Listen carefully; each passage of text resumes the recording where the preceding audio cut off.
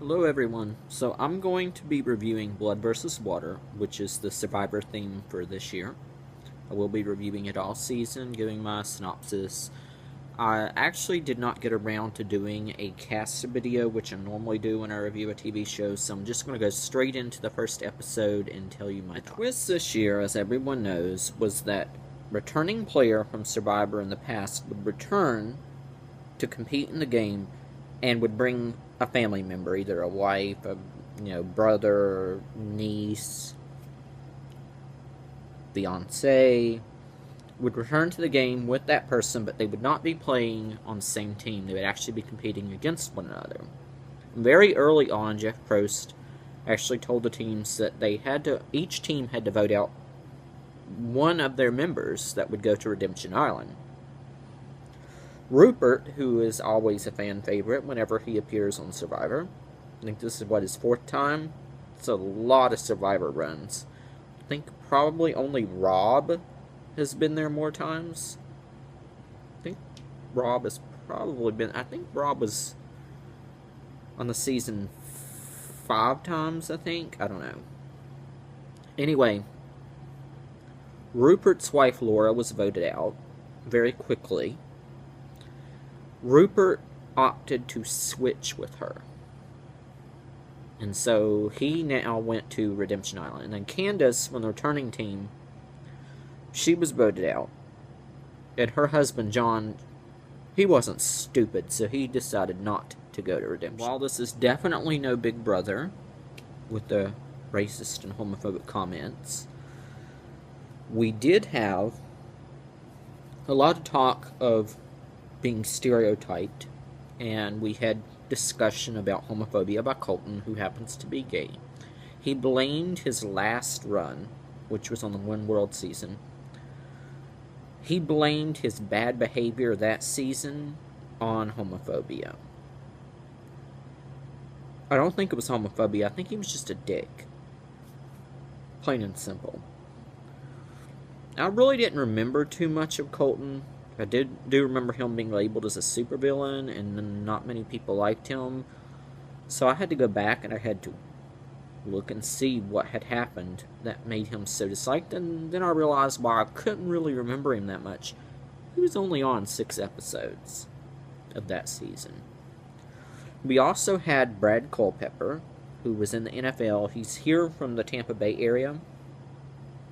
His wife is also on the show.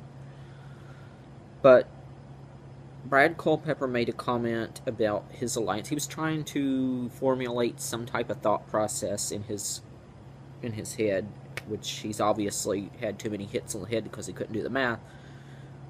But he was trying to formulate the numbers in his head about how many guys were in his alliance, and he dropped Colton as one of the guys and just referred to him as one of the gay guy. So some people talk that it's kind of homophobic. I'm not so sure I would call it homophobic, but it certainly wasn't nice. But Brad Culpepper, we'll have to see as the season goes along if he's going to be one of my favorites or not. Just because he's from Tampa, where I'm from, doesn't necessarily mean that I should, like him. So we shall see. I just don't like Colton at all. Colton said he was going to turn up a new leaf and was going to be, a new guy. He'd be nicer. But it didn't take him long in that first challenge where they were paddling and he just lost his temper and just started screaming and yelling and just being a total bitch. But Colton, he has a fiance, Caleb, who's also from the South. Caleb is cute. Caleb shouldn't really be with Colton. Somebody had made a comment on Twitter, why is Colton with Caleb, or why does Caleb choose to be with Colton? And I said it's probably Stockholm Syndrome. And Hayden Moss, the winner of Big Brother a few seasons back, he is on there with his girlfriend, who was on a previous season of Survivor. But Hayden. Now, Hayden, when he was on Big Brother, he was known for his locks of hair. I mean, he had a really, really nice mane of hair. It was probably his most attractive feature. He had a good personality and all. He was a nice guy. I liked him. But, without the hair, he's just not Hayden. Or really, I know he hasn't had the hair for a while. He's tweeted about it and stuff, and people were commenting that his hair was gone. But it was just kind of a shock to see him on TV. And he didn't have the locks of hair that he is known for. But, I mean, I don't think Big Brother's going to hinder him in any way. I think he will last probably until the tribes merge, is my opinion. Gervase was on Season 1 of Survivor. I don't know if you guys remember him or not. I clearly remember him. He was one of my favorites off of that season.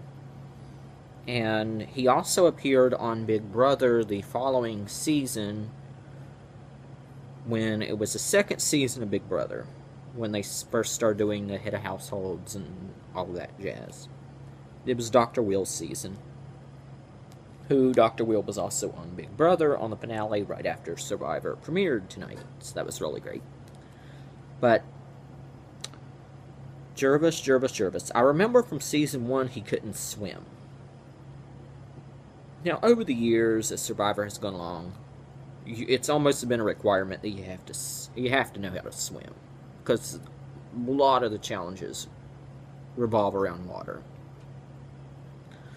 But it was Season 1, and the casting directors obviously did not realize that needing to be able to swim was going to be an important feature of this show. Well, it was. And Jarvis really struggled in the water challenges that first season.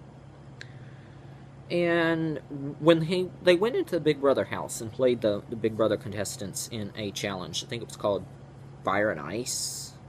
All I remember is they were dealing with ice that had been in the backyard, and they had to jump into the pool, dive into the pool, and like swim down and pick up keys or some shit like that. Anyway, I remember Jarvis had a lot of problems in that challenge as well, and he had a lot of challenges. He had a lot of challenges in this challenge from tonight, too, so he couldn't swim. It's been, 13 years, and he still cannot swim. Not good. Anyway, his team just barely made it back to the beach in one piece without having to send a rescue crew out to save him. And they ended up winning the challenge, which sent the newbies to Tribal Council. And Jarvis was just a complete, absolute jerk, jumping around, acting like a complete buffoon, celebrating the win. I don't really remember that from Season 1. I don't remember that part of his personality, but he's really old now. He's 13 years older. I mean, he's not really old. I mean, look at him. You know, I can't say anything. But I don't remember that from his personality in Season 1. Or from Big Brother, when they were on there for, one episode. But I don't remember that. So it was kind of surprising to me, but I guess it's part of his personality. He's very competitive and wants to win, and he ended up getting his niece kicked off. So there's now 3 people were voted off the island, sent to Redemption Island in one episode. Now, even though I like the guy so far, I think the newbies made a mistake in voting off, what was her name, Marissa? I can't even remember if she was on there so short a period of time. Yes, Marissa. I think they should have voted off Brad Culpepper.